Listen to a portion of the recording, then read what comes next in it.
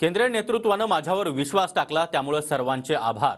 भाजपच्या जळगाव लोकसभेच्या उमेदवार स्मिता वाघ यांनी ही प्रतिक्रिया दिली आहे। यावेळी माझा विचार करावा असं मी पक्षाला म्हटलं होतं, असं देखील स्मिता वाघ म्हणाल्या।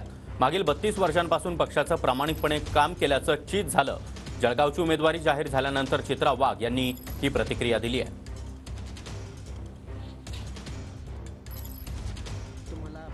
उमेदवारी जाहीर झालेली आहे, पहिली प्रतिक्रिया काय असणार आहे तुमची? सन्माननीय नरेंद्रभाई मोदी, अमितजी शहा, आमचे जे.पी. नड्डाजी, महाराष्ट्राचं आमचं नेतृत्व, अष्टपैलू नेतृत्व आमचे देवेंद्रजी फडणवीस साहेब, आमचे प्रदेशाचे अध्यक्ष सन्माननीय बावनकुळे साहेब आणि आमचे श्रद्धास्थान आदरास्थान आमचे गिरीश भाऊ महाजन आणि माझ्या भावासारखा उभा असलेला माझा मंगेशदादा चव्हाण, आमचे किशोरभाऊ काळकर, सगळेच लोक, ह्या सगळ्यांच्यामुळे मला असं वाटतं आज हे तिकीट होऊ शकलं।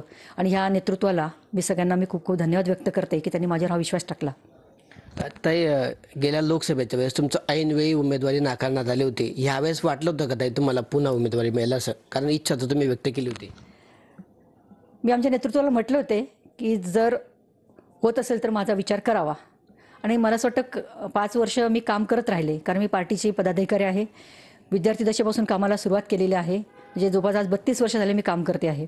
त्यामुळे काम करत असताना कामाची कुठेतरी दखल घेतली जाते, कारण मला वाटतं एकमेव पार्टी भारतीय जनता पार्टी अशी आहे की कार्यकर्त्याला न्याय देणारी पार्टी आहे, त्याच्या कामावर आणि त्याच्यावर श्रद्धा ठेवून निर्णय घेणारी पार्टी आहे। हा मला विश्वास होता, त्यामुळे त्या माध्यमातून आज हे तिकीट झालेलं आहे। किशोर पाटील, TV9 मराठी, जळगाव।